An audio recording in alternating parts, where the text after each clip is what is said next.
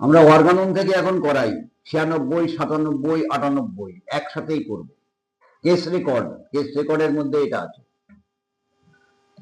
96তে বলা হচ্ছে এতদ্ব্যতিক রোগীরা এরূপ বিভিন্ন প্রকৃতির যে কেহ কেহ বিশেষত যাহারা রোগাতঙ্কগ্রস্ত এবং যাহারা অত্যন্ত অসহিষ্ণু এবং কষ্ট সহ্য করিতে অক্ষম, তাহারা চিকিৎসককে তাহাদের শান্তি দিতে প্রণোদিত করিবার জন্য তাহাদের রোগলক্ষণ সমূহ অত্যাধিক রঞ্জিত করিয়া অঙ্কিত করে এবং তাহাদের যন্ত্রণাদি অতিশয়োক্তি দ্বারা প্রকাশ করে। তাই বলা হচ্ছে আমরা কেস রেকর্ডের করার পরে আমরা 2 শ্রেণীর রোগী পাবো। তার মধ্যে এইটা একটাই বলে দিচ্ছি 96। কিছু কিছু অত্যনুভূতি প্রবণ রোগী থাকে, হ্যাঁ, কিছু কিছু আতঙ্কগ্রস্ত রোগী থাকে। অত্যনুভূতি প্রবণ মেন্টালি ভাবে, ফিজিক্যালি ভাবে অনেক সময় পাওয়া যায়, আর আতঙ্কগ্রস্ত এরা কিন্তু চিকিৎসককে খানিকটা প্ররোচনা করে, অর্থাৎ আরো ভালো ওষুধ পাওয়ার জন্য রোগ লক্ষণগুলিকে অতি রঞ্জিত করে বলে। তার যন্ত্রণা করছে কিন্তু সেটা ডাক্তারবাবু আমি মরে গেলাম, ওরে বাবা রে, ওরে বাবা, ওরে বাবা রে, ওরে বাবা রে, এ আমার তাতাই সারেন, তাতাই সারেন। তারা কিন্তু একটু অতি রঞ্জিত করে বলে। এই জায়গাগুলিকে ঠিক বুঝতে গেলে চিকিৎসকের একটু ধৈর্য সহ্য দরকার এবং খুব সুন্দর করে মন স্থির করে বিচার করে দেখতে হবে যে সত্যি কি তার কষ্টটা এত প্রচন্ড, না সে আমাকে অতিরঞ্জিত করে বলছে আরো ভালো ওষুধ পাবার জন্য। সবসময় রোগীর এই কথাগুলিকে গুরুত্ব দেওয়া যাবে না তা নয়, আবার গুরুত্ব দেওয়া যাবে তাও কিন্তু নয়। তবে এগুলি ভেবে চিন্তে আমাদের বুঝে নিতে হবে রোগীটা অত্যনুভূতি প্রবণ, আতঙ্কগ্রস্ত কিনা। আমাকে শিগগির ওষুধ দেন, কানাল ডাক্তারবাবু আমি বলে দাও, আমি মনে আর বাঁচবো না, শিগগির ওষুধ দেন। তাহলে মেন্টালি একটা আতঙ্কগ্রস্ত, এর জন্য খানিকটা আমাদের চাপ সৃষ্টি করে, আর দৈহিক ভাবেও অনেক সময় চাপ সৃষ্টি করে যে তাড়াতাড়ি করে একটা কিছু করেন, তাড়াতাড়ি করে একটা কিছু করেন, আমি আর সহ্য করতে পারছি না। তবে ভাবতে হবে, আমাদের বুঝতে হবে যে রোগীটা সত্যি কি অবস্থায় আছে।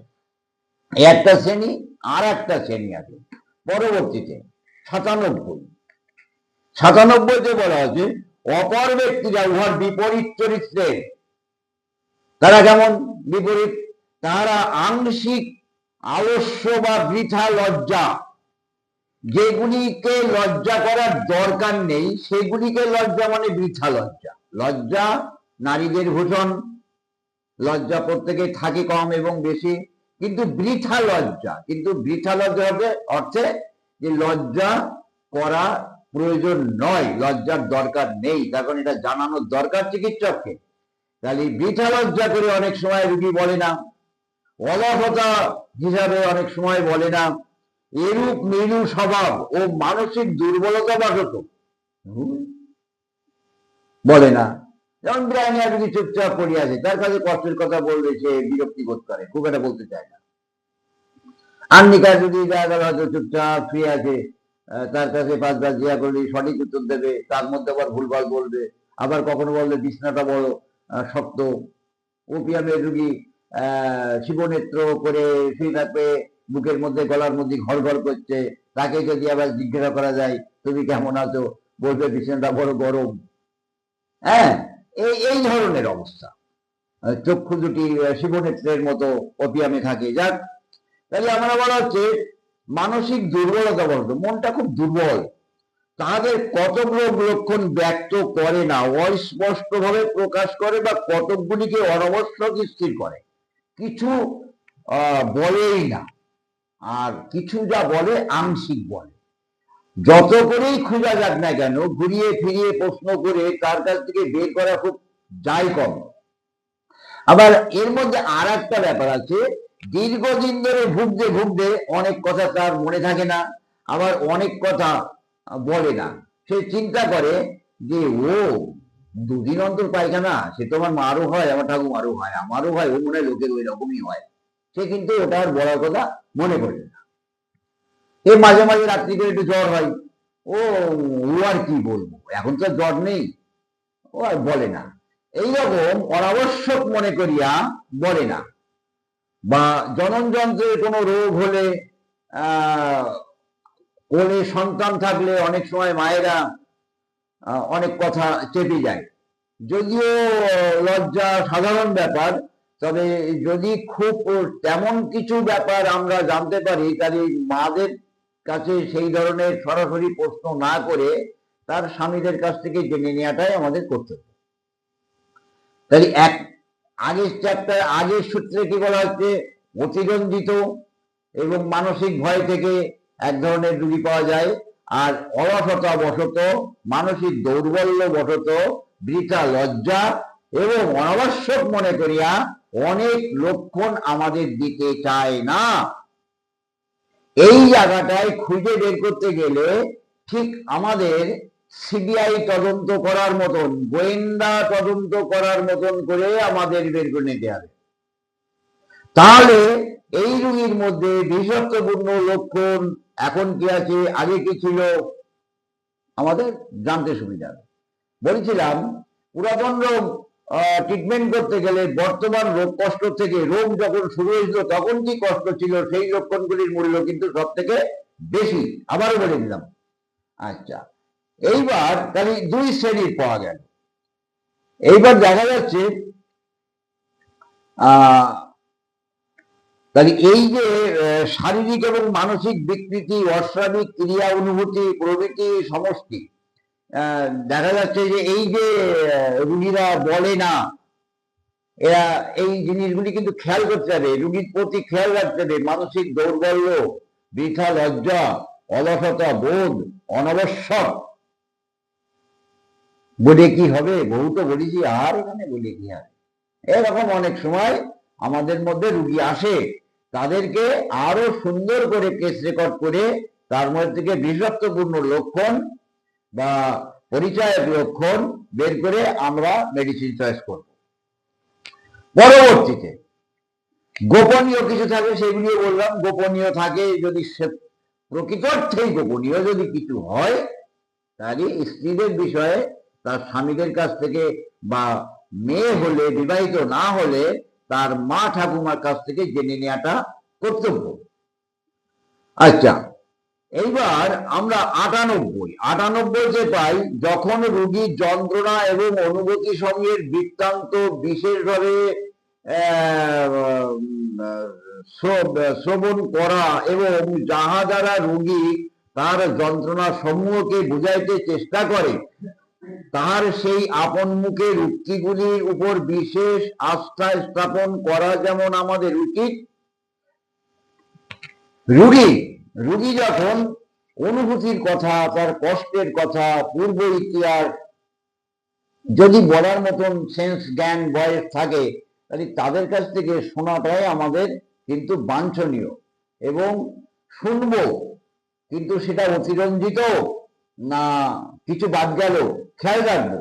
আর এছাড়া রোগীর গার্জিয়ানের মুখ দিয়ে শুনলে কিন্তু অর্ধ সত্য বা তারা অতিরঞ্জিত করে এসে বলে, সঠিক বলে না। তখন বাড়ির থেকে বলে দিল একরকম, তিনি এসে বললেন আর এক রকম, আমাদের ওষুধ দিতে অসুবিধা হয়। বলা হচ্ছে কারণ তাহার বন্ধু বান্ধব দিকের মুখে প্রায় এই সকল বিকৃত বা অসত্যভাবে প্রকাশিত হয়। অন্য পক্ষে তেমনি রোগের বিরোধ চিররোগের সম্পূর্ণ প্রতিকৃতি এবং ইহার বিশেষত্ব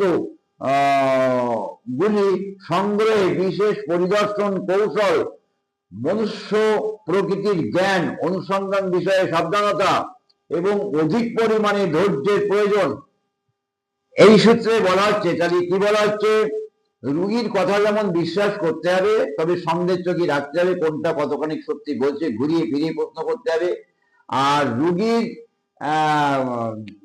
বন্ধু বান্ধব বা অন্য কারোর কাছ থেকে যদি লক্ষণ সংগ্রহ করতে হয়, বা তাহলে সেই কথাগুলিও কিন্তু আমাদের চালুনি দিয়ে খানিকটা চেয়ে নিতে হবে কতখানি সত্যি বলছে কিংবা অতিরঞ্জিত করে বলছে বা অর্ধসত্য বলছে বা মিথ্যা বলছে। এই প্রথমের দিকে একবার বলা হয়েছিল রুগীর সেবা যত্ন দেওয়ার পরে তাদের কাছ থেকে শোনো বা তারা কি বলছে সেগুলি জানো। আবার এখানে বলা হচ্ছে বন্ধু বান্ধব বা আত্মীয় স্বজন যারা কিছু বলবে তারা অনেক সময় অর্ধসত্য বা অতিরঞ্জিত করেও কিছু বলে, সেগুলি কিন্তু আমাদের চেলে নিতে হবে। লাস্ট কিন্তু সমস্ত কলটা আমাদের উপরে এসে পড়বে, আমি কি করব। তাই কি বলা হচ্ছে, চিররোগে, যেমন চিররোগের বিশেষত চিররোগের সম্পূর্ণ প্রতিকৃতি, অর্থাৎ একটা পূর্ণাঙ্গ চিত্র, এই পূর্ণাঙ্গ চিত্র এবং ইহার বিশেষ বিশেষত্বগুলির সংগ্রহে, তাহলে বিশেষত্বপূর্ণ লক্ষণ এবং পরিচয়ক লক্ষণ, peculiar symptoms, uncommon peculiar symptoms, মানসিক লক্ষণ, জেনারেল টেস্ট, এই যে লক্ষণগুলি, এই লক্ষণগুলি কিন্তু আমাদের না হলে ওষুধ নির্বাচন হবে না। তাই বলা হচ্ছে অন্যপক্ষে তেমনি রোগের বিশেষত চিররোগের সম্পূর্ণ প্রতিকৃতি এবং ইহার বিশেষত্বগুলি সংগ্রহে বিশেষ পরিদর্শন, বিশেষভাবে পরিদর্শন করতে হবে। সবসময় চোখ দিয়ে দেখা নয়। আমরা কিন্তু চোখ দিয়ে তার বাহ্যিকটাও দেখি এবং তার অন্তরটাও দেখি। পরিদর্শন বলতে আমাদের অনেক ভাবে পরিদর্শন আছে। জ্ঞান দ্বারা লাস্টে বিচার, সেটাও কিন্তু আমাদের পরিদর্শনের ফল মাত্র। বিশেষ পরিদর্শন, কৌশল, কি কৌশলে আমি এই লক্ষণগুলি জানবো, এমন এমন প্রশ্ন আছে সুন্দর করে মিষ্টি ভাষা দিয়ে বললে যে না বলে আর থাকতে পারে না। তবে সেই প্রশ্নগুলি যখন করা হয় তখন রুগী যাতে হ্যাঁ অথবা না বলে এড়িয়ে যায় এমন কোনো প্রশ্ন যেন না করা হয়। মনুষ্য প্রকৃতির জ্ঞান, চিকিৎসকের মধ্যে একটা মনুষ্য প্রকৃতির জ্ঞান থাকতে হবে। আর আমি একজন মানুষকে দেখছি এবং আমি একজন মানুষ, কাউকে অসম্মান, ঘৃণাবোধ, এই ধরনের তাচ্ছিল্যবোধ এগুলি না করা হয় এবং আমার কর্তব্য কর্ম, আমি একজন চিকিৎসক, আমার সঠিক কর্তব্য কর্ম হচ্ছে রুগীকে তার পূর্বের স্বাস্থ্যে ফিরিয়ে দেওয়া। যদি আমি সেটা না করি ইচ্ছাকৃত অলসতাবশত, তাহলে আমি বলবো আমি অধর্ম করলাম। সঠিক কর্তব্য কর্ম করার নাম ধর্ম। বঙ্কিমচন্দ্র ধর্মতত্ত্বের মধ্যে সুন্দর করে বলা আছে যে যেমন ব্যক্তি, যে যে স্থানের ব্যক্তি, তার সেই কর্মটা নীতি এবং আদর্শ মেনে করাটাই উচিত। এবার আমি বলছি মনুষ্য প্রকৃতির জ্ঞান অনুসন্ধানে বিশেষ সাবধানতা, যাতে তার সম্মানহানি না হয়, সে যাতে রেগে না যায়, এই ধরনের নানান ধরনের সাবধানতা এবং অধিক পরিমাণে ধৈর্যের প্রয়োজন। সময়, ধৈর্য, অধিক পরিমাণে সময় এবং ধৈর্যের দরকার। প্রথম তোমরা যখন কেস রেকর্ড করবা তখন প্রথম থেকেই শুরু করবা পূর্ণাঙ্গ কেস রেকর্ড করার। এই যে অভ্যাসটা যখন আস্তে আস্তে হয়ে যাবে তখন দেখবা ক্রমান্বয়ে ওই কেস রেকর্ড, বড় কেস রেকর্ডটাকে আস্তে আস্তে আস্তে আস্তে কি সুন্দর করে ছোট করে নিয়ে আসতে পারবা। এবং ছোট করে নিয়ে আসছো তবুও তার মধ্যে বিশেষত্বপূর্ণ লক্ষণ, পরিচয়ক লক্ষণ, এই সমস্তগুলি কিন্তু থাকছে। আর প্রথম থেকে যদি চালাকি শুরু করো তাহলে কিন্তু তোমাদের হাতে ভালো কোনো কাজ আশা করা যাবে না। ঠিক আছে, আগে পর্যন্ত